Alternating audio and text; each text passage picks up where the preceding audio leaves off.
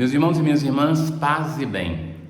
Nós hoje vamos ver como um grupo de cristãos anônimos, eles partem por ocasião da perseguição na igreja de Jerusalém para evangelizar. E assim nasce a igreja de Antioquia, que não nasce então por causa do apostolado dos apóstolos que nós conhecemos, mas sim por cristãos anônimos que só depois, no segundo momento, os apóstolos vão chegar ali, Barnabé e Paulo, para confirmar, para ensinar mais profundamente, formar essa comunidade.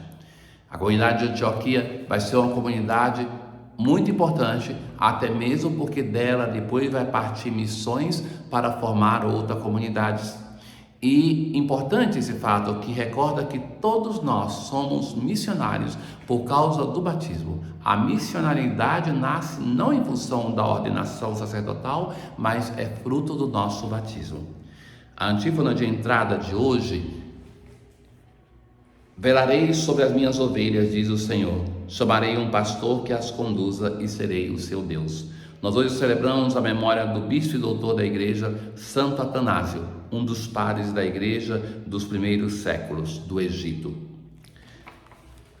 Na primeira leitura de hoje, sempre dos Atos dos Apóstolos, nesse tempo, naqueles dias, aqueles que se haviam espalhado por causa da perseguição que se seguiu à morte de Estevão, chegaram a Fenícia, Chipre e Antioquia. Então, nem nome tem. Os Atos dos Apóstolos nos contam a história de grandes personagens, mas ao mesmo tempo vai entrar de vez em quando a história de personagens secundários. Até agora sabíamos o nome desses personagens, mas nesse caso nem se sabe. E em um segundo momento, dali dessas fundações, eles vão para ir anunciar em outros locais.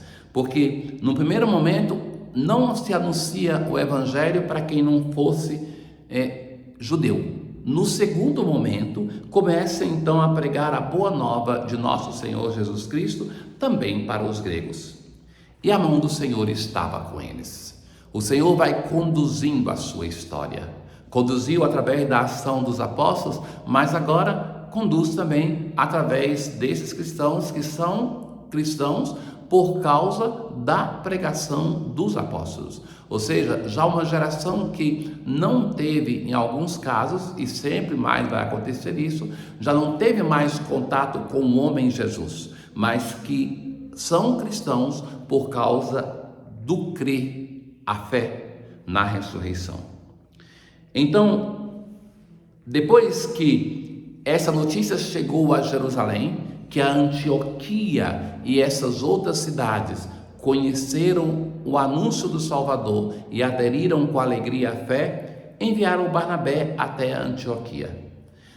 Quando Barnabé chegou e viu a graça que Deus havia operado, ficou muito alegre e exortou a todos para que permanecessem fiéis ao Senhor com firmeza do coração. Permanecer fiel. Não é difícil começar coisas boas, mas a fidelidade, a perseverança que vai nos purificando, vai nos acrisolando. E assim, uma grande multidão vai aderir ao Senhor. E essa grande multidão já é uma acolhida do apostolado exercido ali pelo enviado da igreja de Jerusalém. Então, Jerusalém cumpre uma função de confirmar, de manter a unidade da igreja cristã nascente. É dela que vem a confirmação. Em um segundo momento, essa sede importante, com a mudança de Pedro de Jerusalém para Roma, se transfere para Roma, mas que é então, no caso para nós hoje, é o Papa que de Roma nos mantém a unidade da igreja. Então Barnabé foi para Tarso à procura de Saulo. Tendo encontrado Saulo, levou-o a Antioquia e eles ficaram ali por um ano inteiro, trabalhando juntos naquela igreja. E agora, a última informação é muito interessante da leitura de hoje. Em Antioquia, os cristãos foram pela primeira vez chamados com o nome de cristãos. Já eram considerados um grupo que não era de pagãos, nem era de judeus, mas tem uma identidade própria.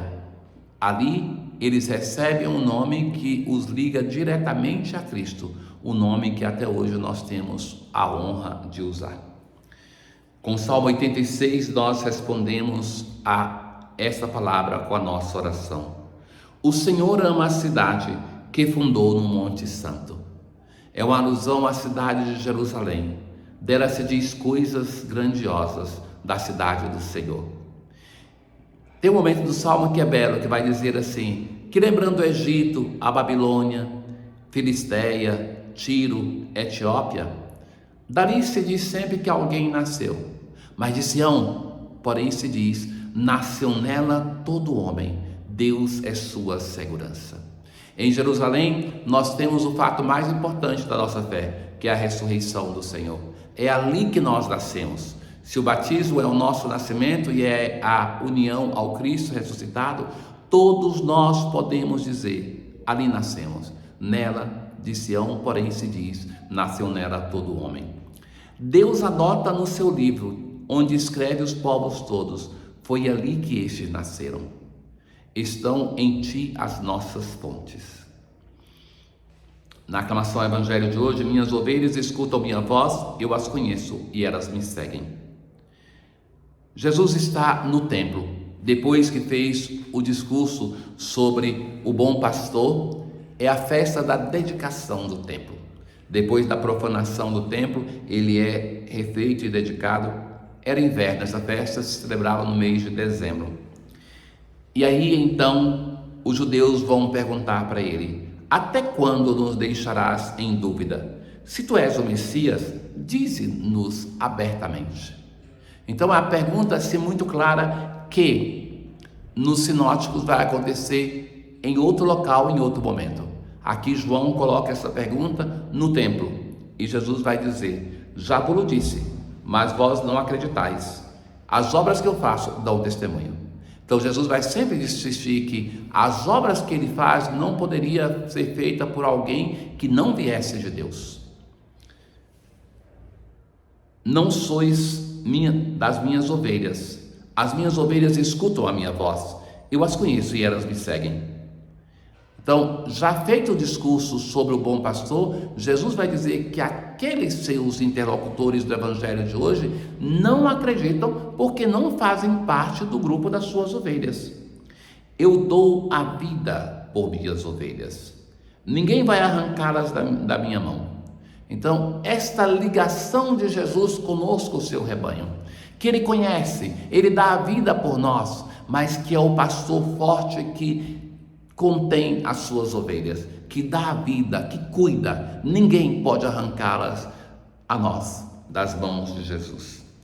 Meu Pai que me deu essas ovelhas é maior que todos e ninguém pode arrebatá-las da mão do Pai.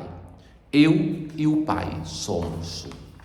Jesus vai reafirmar um tema que é muito presente no quarto evangelho, a identidade e a unidade dele, Jesus, com o Pai.